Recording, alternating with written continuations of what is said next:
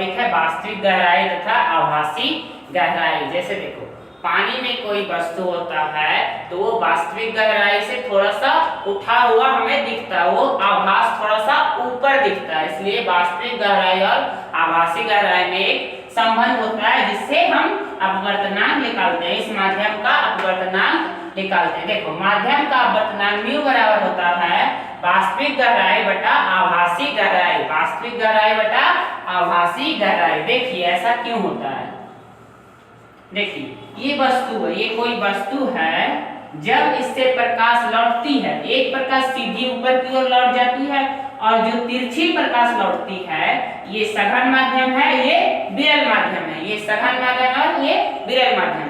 तो सघन से जब विरल में जाती है तो ये अभिलंब से दूर हटती है, प्रकाश अभिलंब से दूर हटती है, ये आपतन कोण I से आपतित होती है और अपवर्तित R कोण से होती है, अभिलंब से दूर हटती है, इसलिए इसे पीछे की ओर मिलाने पर लगता है कि प्रतिबिंब यहाँ पे बन रहा है। यहाँ वस्तु आभास इस बिंदु पर होता है, थोड़ा सा ऊपर। इसी तरह देखो मछली जब थोड़ी सी नीचे होती है हमें मछली थोड़ी सी ऊपर दिखाई पड़ती है। प्रश्न है मछली की गहराई 10 सेंटीमीटर, मछली 10 सेंटीमीटर पर है तो हमें मछली कहाँ दिखेगी, मतलब कि आभासी गहराई बताना है।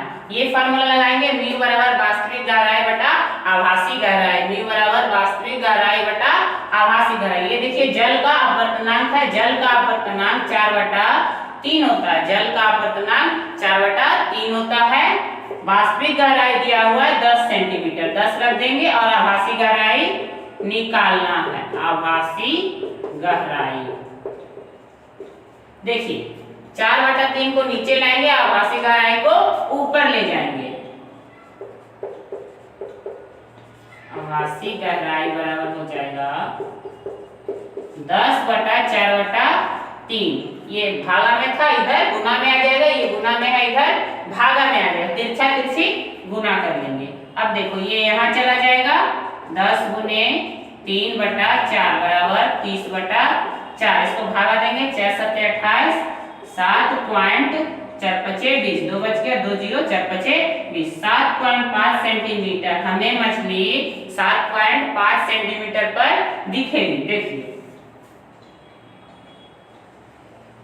यहाँ कोई मछली है और ये 10 सेंटीमीटर पर है, 10 सेंटीमीटर पर कोई मछली है और हमें 7.5 सेंटीमीटर पर दिखेगी, 7.5 सेंटीमीटर पर हमें मछली दिखेगी। अगर क्वेश्चन में पूछे मछली कितनी उठी हुई दिखेगी, कितनी दूरी उठी हुई दिखेगी, तो ये कितना बच गया 2.5 सेंटीमीटर, मछली 2.5 सेंटीमीटर उठी हुई दिखेगी, मछली 2.5 सेंटीमीटर उठी हुई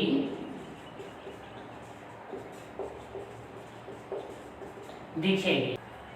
अगला टॉपिक है क्रांतिक कोण, क्रिटिकल एंगल। देखिए जब प्रकाशित किरणें सघन माध्यम से विरल माध्यम में जाती है, सघन से विरल में, जब प्रकाशित किरणें सघन माध्यम से विरल माध्यम में जाती है तो अपवर्तन कोण का मान, अपवर्तन कोण का मान समकोण के बराबर हो, समकोण के बराबर हो तो इस आपतन कोण को क्रांतिक कोण कहा जाता है। देखिए जब प्रकाश की किरणें सघन माध्यम से विरल माध्यम में जाती है तो अपवर्तन कोण का मान समकोण मतलब 90 डिग्री के बराबर हो तो आपतन कोण को क्रांतिक कोण कहा जाता है। इस आपतन कोण को क्रांतिक कोण कहा जाता है और क्रांतिक कोण को C से सूचित किया जाता है, C से सूचित किया जाता है, सूचित करते हैं।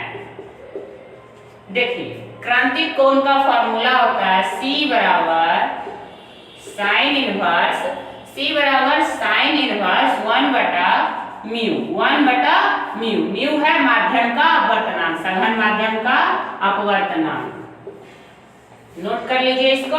आगे है पूर्ण आंतरिक प्रवर्तन, पूर्ण आंतरिक प्रवर्तन, total internal reflection. Total internal reflection. देखिए पूर्णांतिक परावर्तन क्या होता है? जब प्रकाश की किरणें सघन माध्यम से विरल माध्यम में जाती है तो वे अपने माध्यम में पुनः लौट जाती है। इस घटना को ही पूर्णांतरिक परावर्तन कहा जाता है। देखिए ये सघन माध्यम है और ये विरल माध्यम है। ये सघन माध्यम है, ये विरल माध्यम है। सघन से जब प्रकाश की किरणें जाती है तो ये कोण का मान हमें क्रिटिकल एंगल क्रांतिक कोण से अधिक होता है। तो ये क्रांतिक कोण से अधिक, ये I का मान जो है क्रांतिक कोण से बड़ा है। देखिए जब प्रकाश की किरणें सघन से विरल में जाती है तो ये ऊपर की ओर नहीं जाती है बल्कि इसी माध्यम में पुनः लौट जाती है, इसी माध्यम में पुनः लौट जाती है और ये परावर्तन के नियम का पालन करके लौटती है। I बराबर R होता है। यहाँ आपतन और परावर्तन दोनों कोण बराबर होता है। इस घटना को ही पूर्णांतिक परावर्तन कहा जाता है। देखो फिर से समझिए, जब प्रकाश की किरणें सघन से विरल में जाती है तो पुनः प्रकाश की किरणें अपने ही माध्यम में लौट जाती है। इस घटना को ही पूर्णांतिक परावर्तन कहा जाता है। तो आगे है पूर्णांतिक परावर्तन के शर्त। देखिए पूर्णांतिक परावर्तन होने के दो शर्त होते हैं। पूर्णांतिक परावर्तन होने के दो शर्त होते हैं। पहला शर्त होता है कि प्रकाश की किरणें सघन माध्यम से विरल माध्यम की ओर जाना चाहिए। पहला शर्त, प्रकाश की किरणें सघन माध्यम से जाना चाहिए। और दूसरा शर्त होता है कि प्रकाश की किरणें का आपतन, प्रकाश की किरणों का आपतन क्रांतिक कोण से अधिक कोण से होना चाहिए। जैसे देखिए ये किरणों का आपतन क्रांतिक कोण से अधिक कोण से होगा, क्रांतिक कोण से अधिक कोण से होगा, तभी ये नीचे की ओर लौटेगा, अपने माध्यम में ये तभी लौटेगा जब क्रांतिक कोण से अधिक कोण से आपतन होगा तो।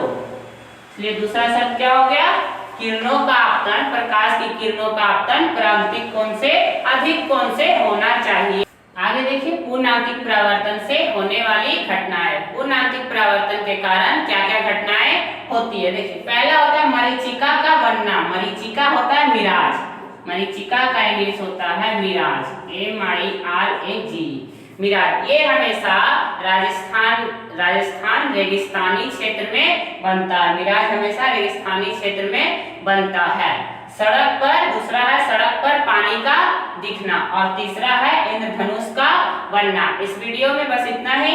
इसके बारे में हम लोग अगले वीडियो में पढ़ेंगे, समझेंगे।